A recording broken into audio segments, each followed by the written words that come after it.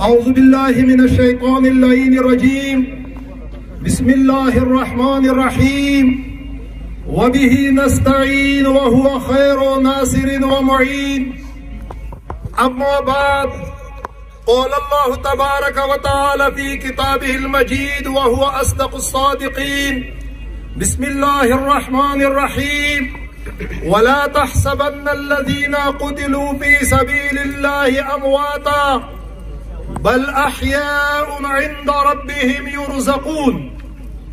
یقینا دا کسان سنن دی هغوی رسخته دپاره متاثر جمع شوي یو، خو که دې مطلق متاسدایي څه تاسې داسې کسان څه د الله په لیارې کې قاتل شي، هغه زنده دي، هغوی ته د خدای طرفه روزي میلاویږي، یا یو بل ځای کې هیڅ هغه تاسې سیرو مړو کې هم شمار نه کوئ، تاسې د نه پوهېږئ دا زنده دي.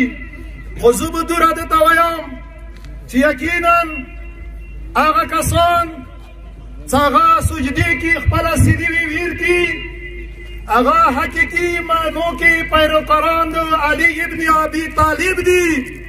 ویلې چې متاسې مولا هم په جومات کې د خدای کور کې د خدای عبادت کې خپله سینې ویر کړي دی. دا کسان بختور دي. خو زه به دومره درته وایم چې دغو کسانو ذمهداري څه کومه دی، هغه متاسې شا باندې راغلله. زه به صرف و صرف د شاهدانو جنازو مخه ته ایښي دي. دوی منصبان سبا د علي شریعتي سندي ځای کې ذهن ته راغلو، هغه متاسې ته ډېر مناسب کول دی چې ما نظیر کې درې ګروه دي.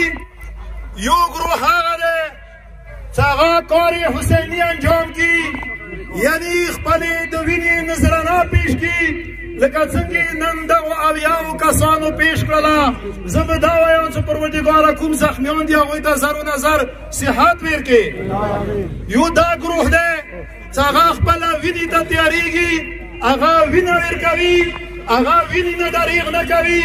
او بل ګروه هغه دی چې هغه کار زینبي کوي، کار سجدي کوي. یعنی مقصد دا چې هغه کسان چې وینه ورکړي، هغې وینې نه بعد هغه کسان د مولا سجاد لیارې باندې د بیبي زینب سلام الله علیها لیارې باندې هغه روبزي.